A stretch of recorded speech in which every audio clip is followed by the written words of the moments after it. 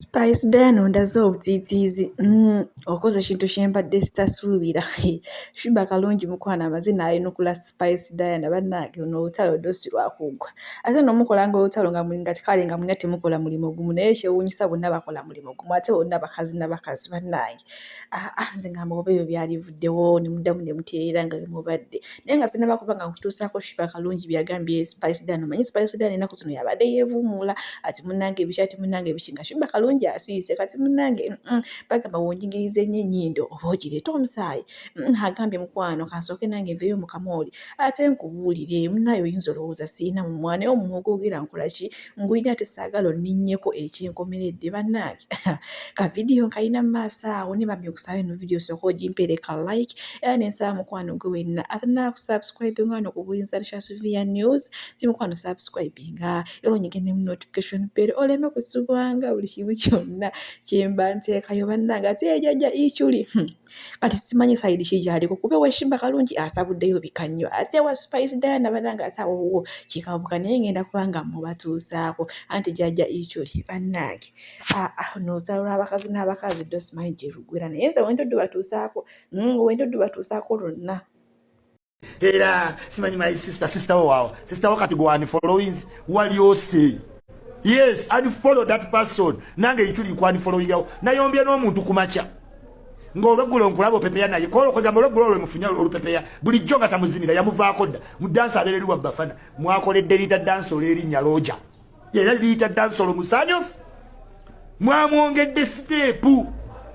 ettumbizi Roja si ddungi ery'obusungu senga wankubira Roja ku olwo nandigambye tokwata liita dansi olwo naye tewamukwata nti oyagala musiba wali oyagala alemezina waziza Bafana kimulume naye nga tomanyi nti baka clash egenda kudda kumwe ba Spice kati as it stands Roja mutadde Sheebah mu position yo maaso wa yemwe mwani followings yemwe abasiba Rita yemwe Spice kishakira ne kimuli codinga audio munsobera n'emikwano ekikwesibako omuntu ayinza okwesibako nolowooza mukwano gwo naye otegeera otya nti omuntu si mukwano gwo ng'ofunye ekizibu oba ng'oli mu buzibu omuntu oyo n'omulaba ng'ate yeekulubeesa n'abaakuleseeko obuzibu ekyo kireetera ddala obusungu n'otegeera ne businga ne kuyakkolako obuzibu butya Spice ng'atuuka afuna obutakkaanya ne dansa oyo wa Bafana naye wadde dansa wa Bafana yayogera yakomplaininga ne biggwa naye waliwo omuntu ajja nga tabadde na mu pikica naye n'atandika okukola obuntu nga bukumalako mirembe n'atandika okutijja ne gwewayombye naye nga bulijjo tatijja naye abadde yamuvaako n'amutwala beezinye bwalinayo sho akubisa psychology mbuye kati otegeere position kwali njagala mwenna muddemu olunaku Spice lwe yafuna ebizibu ne dansa era ne bamukwata feminist teyapostinga wabula bukeera enkya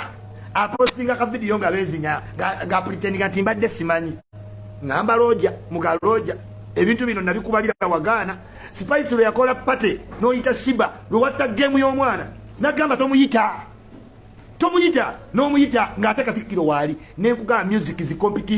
competition yeri healthy ebyo yes my sister call me pretense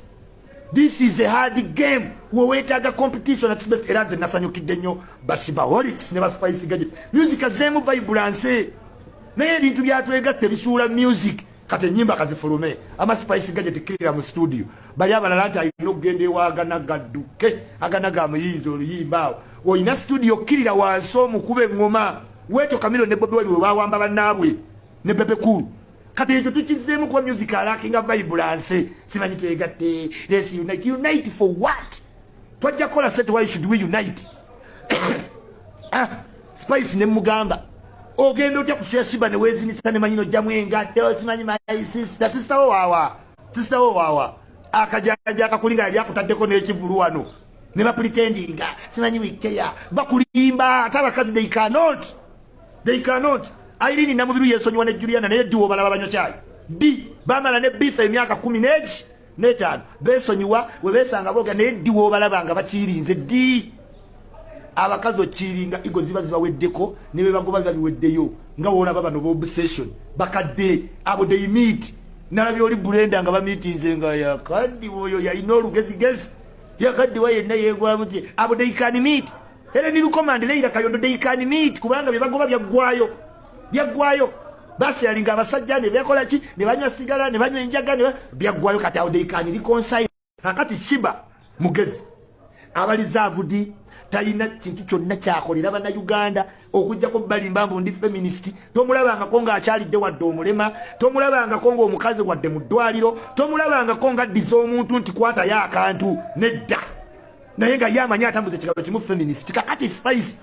ayina outreach ku bantu kyekikuyambye nti Spice ayamba nnyo kati kino kireetera abantu mixed feelings oli ye internet ayamba gwendeterayo ka video Sheebah wuno ayambye omulema Sheebah wuno adduukiridde omwana waliwo kulaya abakadama Sheebah wuno yayambye ku bakadama tasobola kubanga yava mu bwavu bungi nnyo yettaala yekka emuliseeka alina okubanga greed n'omululu wali omulabyeko nti bakuba bakadama waali naye bamuyite Saudi Arabia okuyimba nga abagamba nzija kati oyo mutwazi wa sente talina laavu ku mutima